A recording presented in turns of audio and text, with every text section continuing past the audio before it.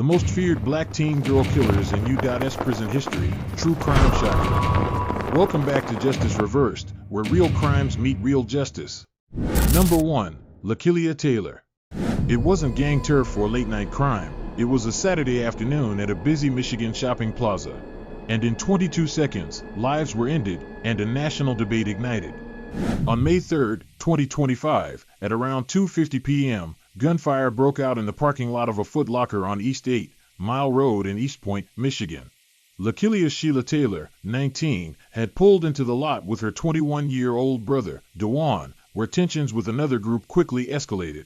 Inside a nearby Jeep sat Tyjon Morris Turner, Stephen Garden Jr., and Juven Newman, men with a history tied to a dispute over DeJuan's late brother. It started with words, then fists.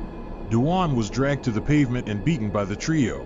According to Lakylia, Newman was on top of her brother, swinging punches as DeJuan struggled to breathe. That's when she ran to her car and returned with a concealed firearm. She fired. First, Newman, who later died from his wounds. Then Garden, struck fatally. Morris Turner tried to flee, but was hit and left severely wounded. In the chaos, even DeJuan was shot, allegedly by mistake. The violence, captured on security footage, showed Lakylia firing multiple rounds at close range, including at a victim already on the ground. This was not self-defense, prosecutors argued, this was street justice. Lakylia turned herself in 2 days later, on May 5th, and was charged with second-degree murder, assault with intent to murder, 2 felony firearm charges, evidence tampering, and carrying a concealed weapon. While the shooting of Newman was deemed lawful self-defense, the other deaths were not. Her attorney countered, she acted out of fear. She thought her brother was being murdered in front of her. But video evidence, prosecutors say, shows a line was crossed the moment the threat was over, and she continued to fire. Held on a $2.5 million cash bond with a steel GPS tether if released, Lakylia awaited her hearing, which has been adjourned multiple times as a key witness remained hospitalized. Meanwhile, the case exploded across social media, fueled by viral video footage that drew over 23 million views. Hashtags like #FreeLakylia and #JusticeForGarden trended in opposing directions. Prosecutor Peter J. Lucido called it a senseless act of violence, reminding the public that young lives are lost and ruined forever from this conduct. The video, widely shared online, became a flashpoint, self-defense or execution. Beyond the courtroom, this shooting ignited national reflection. Don't let emotional panic override legal lines. Self-defense ends where excessive force begins. If violence escalates fast, retreat is sometimes safer than retaliation.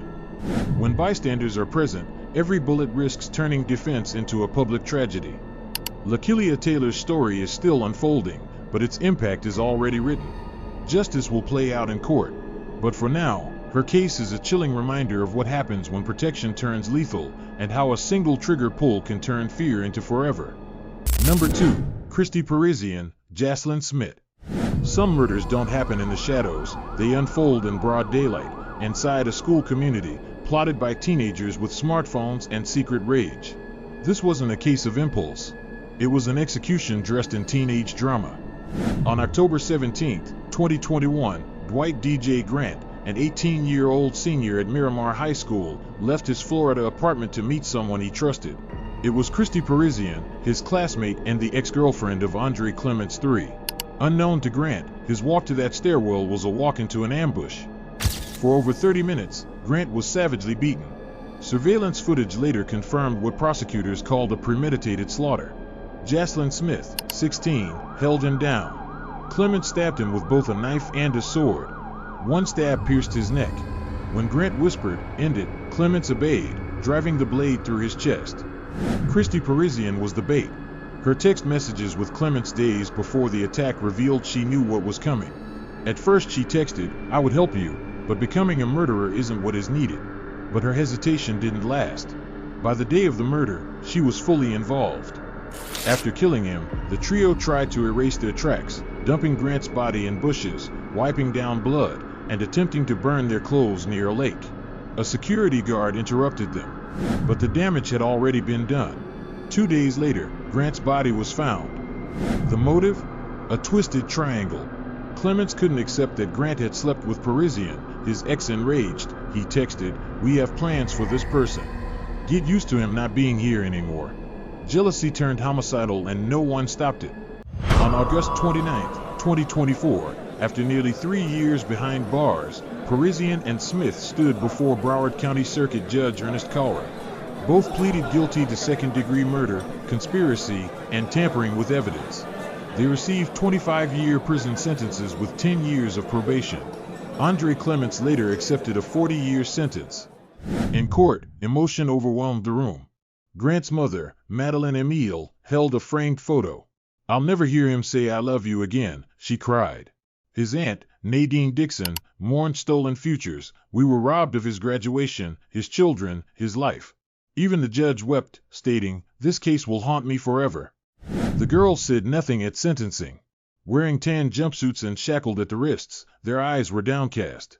There were no apologies, only silence. They were teenagers when they planned a murder, and they'll be middle-aged women if they ever walk free. These events left more than grief. They left warnings. If a friend talks about revenge, speak up. Secrets can kill. Online threats aren't jokes. Save the messages. Tell someone. Jealousy in young relationships can become deadly. Don't ignore warning signs. In the end, it wasn't just the sword that cut short Dwight Grant's life. It was a chain of silence, envy, and teenage cruelty. And once again, a courtroom was left asking how love turned into a murder weapon. Number 3. Britnee Angelique Miller. The flames lit up the woods that night, but what shocked first responders wasn't just the fire. It was that the victim had survived and named her killers before slipping into a coma. On March 24, 2010, 19-year-old Adriana Zimmerman was invited to a trailer in Escambia County, Florida, by her former friend, Britnee Miller. The girls once lived in neighboring mobile homes, but their friendship had soured over a boy. That night, Zimmerman thought they were reconciling. Instead, she walked into a pre-planned ambush. Inside the trailer, Tina Brown, Britnee's mother, used a stun gun to shock Zimmerman until she collapsed screaming. Britnee struck her in the face while their neighbor, Heather Lee, stuffed a sock into her mouth. Together, they dragged her into the bathroom, restrained her, then shoved her into a car trunk. They drove to a clearing in the woods. When Adriana tried to escape, the women tackled her. Britnee beat her with a crowbar. Tina continued electrocuting her. Then they switched weapons. The final act, Tina poured gasoline over Zimmerman, still alive, and set her on fire. Heather Lee reportedly jumped and cheered, "Burn, bitch, burn." Amazingly, Zimmerman staggered from the woods, body 90% burned, bones broken, jaw shattered. At a nearby home, she begged for help and named all 3 attackers. EMTs found her barely breathing, but conscious. She survived for 16 days. The investigation quickly unraveled the killer's story. DNA evidence linked each to the scene. Britnee's white shoes were left behind, her DNA on them. Tina's prints matched the stun gun. A bloodied crowbar bore Adriana's DNA. They'd cleaned the car with hand sanitizer, dumped clothes, but the evidence was overwhelming. Britnee Miller was 16. In 2013, she pled guilty to first-degree murder and kidnapping. She was sentenced to life without parole. For years later, after changes in juvenile sentencing laws, her case was reviewed. Her attorneys argued she was abused, traumatized, and driven by a twisted need for her mother's approval. In 2017, she was resentenced to life with a chance of review after 15 years. In court, Britnee apologized tearfully, "I'm sorry I took part in this horrible crime. Adriana was a beautiful person. I take full responsibility." But her remorse didn't undo the horror. This wasn't a spontaneous fight. It was orchestrated cruelty. Before the attack, Britnee texted a friend, "We're fixing to kill Adriana. Don't tell anyone or we'll kill you too." The trap, the weapons, the fire, every step was planned. From the ashes of this case, there are warnings we can't ignore. Jealousy can become lethal when fueled by unresolved trauma. Pure silence is complicity when someone hints at harm. Don't stay quiet. Abuse doesn't excuse violence, but ignoring abuse can grow it in secret. Britnee Miller's story isn't just about punishment, it's about how unhealed pain passed from mother to daughter exploded into a murder no apology could erase. Some flames destroy more than life. They expose what no one dared to confront. Number 4. Teah Wimberly. It wasn't a dark alley or an abandoned parking lot. It was a brightly lit school hallway, filled with teenagers and second-period chatter, until a single gunshot ended everything. On November 12, 2008, at Dillard High School in Fort Lauderdale, Florida, 15-year-old Teah Wimberly pulled a .22 caliber handgun from her waistband and fired once into the chest of Amanda Collette, her longtime friend. Amanda, also 15, collapsed on the tile floor as students screamed and fled. Moments earlier, the girls had exchanged a few tense words. Then came silence, shattered by a bullet. What led to this moment was more than heartbreak. Teah had developed romantic feelings for Amanda, who did not return them. Their friendship, once close since elementary school, had unraveled. Teah, devastated by rejection, told police she wanted Amanda to feel pain too. That morning, Teah had walked through disabled metal detectors with a gun hidden in her backpack. She knew what she was going to do. After the shooting, she crossed the street to a seafood takeout spot and calmly called 911. "I just shot my friend," she told the operator. "I didn't mean to kill her. I just wanted her to hurt like I hurt." Amanda was pronounced dead shortly after arriving at the hospital. Her family was left in stunned silence. Teah was arrested without incident, her weapon recovered from her backpack. Investigators later found that another student had reportedly warned a teacher days earlier that Teah might bring a gun to school. The warning was ignored. Wimberly was charged as an adult with first-degree murder and possession of a weapon on school property. Her defense team described her as a troubled teen dealing with abandonment, identity struggles, and untreated depression. They revealed she had been cutting herself in the weeks before the shooting and believed she and Amanda had been in a relationship, a delusion, according to prosecutors. Despite arguments for a mental health facility, a Broward County judge sentenced her in March 2010 to 25 years in prison, followed by 5 years of probation. She couldn't face losing the one person she thought she had, her lawyer said. Teah offered an emotional apology. "I will never forgive myself for what I've done." Amanda's parents sat motionless in court. Later, they sued the school board, alleging security lapses and ignored warnings. The case settled for $525,000. "We want Amanda's death not to be in vain," her aunt said. What happened in that hallway was preventable. The signs were visible. The weapon was loaded. The pain was real. This tragedy leaves stark reminders. Dismissing a teen's distress as drama can end in violence. When someone threatens harm, take action, not chances. Love unreturned is painful, but silence and shame make it explosive. Teah Wimberly's story isn't just a school shooting, it's a warning about what happens when emotional wounds go untreated and institutions fail to listen. It didn't begin with a gun. It began with silence. Number 5. Paula Cooper. They didn't expect a teenage girl with a Bible in hand to commit one of Indiana's most shocking murders. But what happened behind that white door changed U.S. death penalty history forever. In May 1985, Paula Cooper, just 15 years old, knocked on the door of 77-year-old Ruth Pelka's home in Gary, Indiana. With her were 2 other teenage girls. They claimed to be interested in Bible lessons. Ruth welcomed them inside. Moments later, she lay bleeding on her dining room floor, stabbed 33 times with a 12-inch butcher knife. A paperweight had been used to strike her head.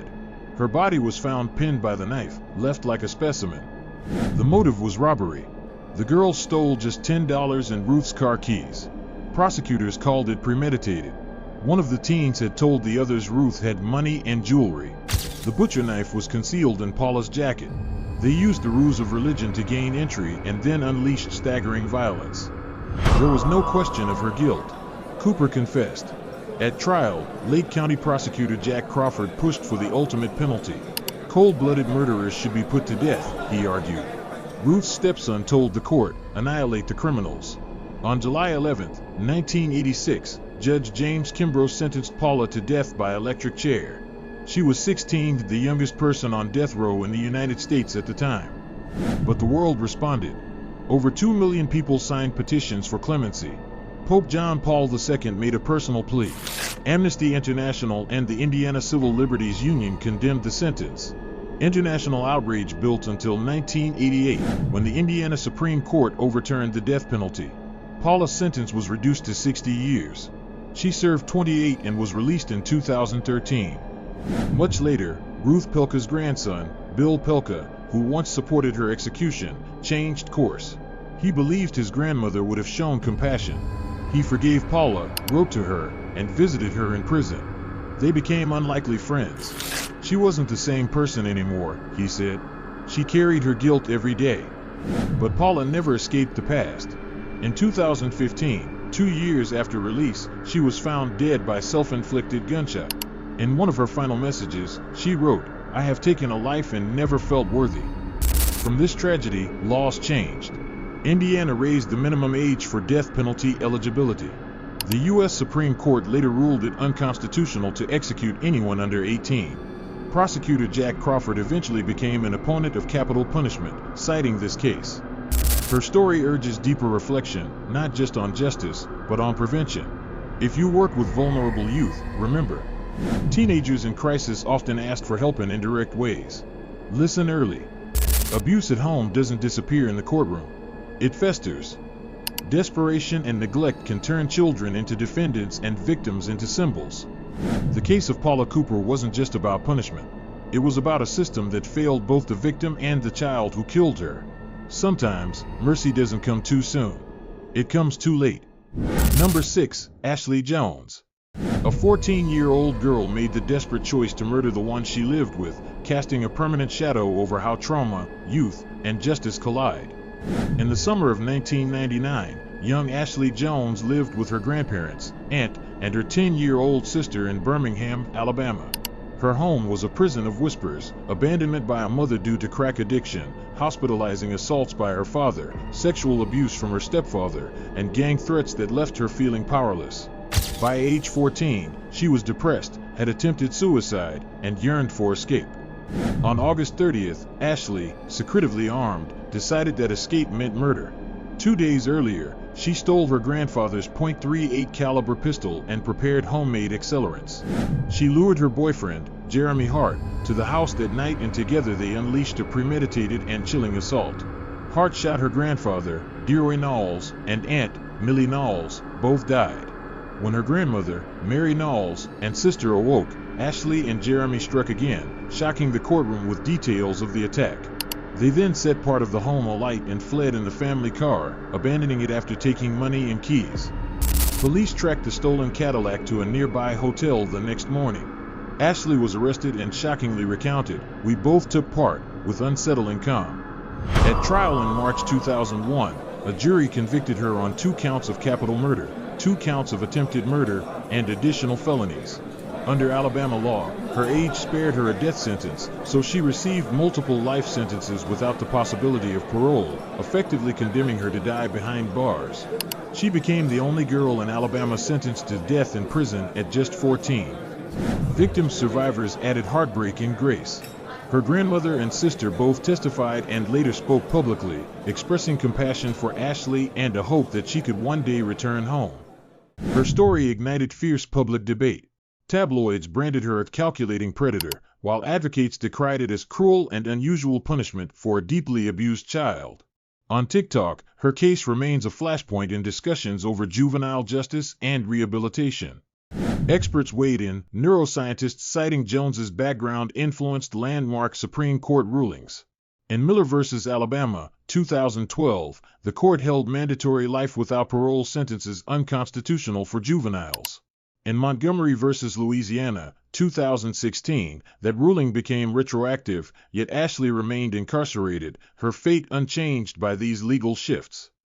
From this dark chapter emerge critical warnings. When trauma silences a child, violence can become her language. Overlooking mental health signs around abuse is not benign, it can grow lethal. The boundaries between childhood and culpability blur, but they demand careful justice. Ashley Jones's story isn't just a headline, it's a haunting reminder that punishment alone doesn't heal broken lives, especially when that life is behind bars with no chance for redemption. Number 7, Jasmiyah Kaneesha and Tasmiyah Janeesha Whitehead. A mirror image of teenage innocence shattered in one stormy night. This isn't about fate, it's about a promise of love turned into homicidal betrayal in the heart of an ordinary Georgia town. In Conyers, Georgia, 34-year-old Nikki Whitehead raised her twin daughters, Jasmiyah and Tasmiyah, believing her troubled upbringing had prepared her to shield them from dysfunction. Born with criminal shadows, her mother imprisoned, her father absent, Nikki committed to providing structure through dance classes, church, and higher aspirations. The twins once held honor roll status and Girl Scout badges. The plan was to send them to Harvard. But adolescence unraveled that script. As they entered high school, the twins grew resentful. Discipline sparked fights. Officers who responded to scenes said Nikki's fear was plain to see, while the twins stared with unnerving calm. One incident left the family legally compelled to live under a court order. Nikki called it living hell. On January 13, 2010, the torment boiled over. The confrontation ignited in the kitchen when the twins were late for school. The verbal dispute devolved when Nikki brandished a pot and knife. In response, Jasmiyah smashed a red vase on her mother's head. Nikki fought back, biting. Then Tasmiyah stabbed her. Jasmiyah joined the attack, choking her with a medallion ribbon and stabbing her approximately 80 times. Nikki staggered outside, screaming, "Kill me now, I'll kill y'all," ringing a neighbor's bell. The twins pulled her back, where she was finally left to die in the bathtub. After the police arrived, the twins called them, pretending to be shocked. Detectives instead found a crime scene soaked in copper-scented blood, with shoes soaked and hidden, a lock of hair wrapped and tucked in a shoe. Surveillance videos and digital evidence tore apart their story. They lied about walking to school, shocking given their calm composure in interviews. Jasmiyah emailed her boyfriend, "I just hate living here," while Tasmiyah typed with chilling clarity, "I wish she were dead," and she is. A journal confirmed premeditation. After nearly 4 months, the twins were arrested on May 21, 2010, charged with capital murder, felony murder, and aggravated assault. Riding out the next 4 years behind bars, each eventually pleaded guilty, Jasmiyah in February 2014, Tasmiyah in January. They were sentenced by Judge Irwin to 30 years, minus time served, and denied first offender status. Today, Tasmiyah is at Arundel State Prison with a potential parole date in March 2026, Jasmiyah at Pulaski, possible parole in September 2027. Conyers, a previously peaceful community, reeled. Friends said they weren't surprised by the violence. Their grandmother called herself a broken mother.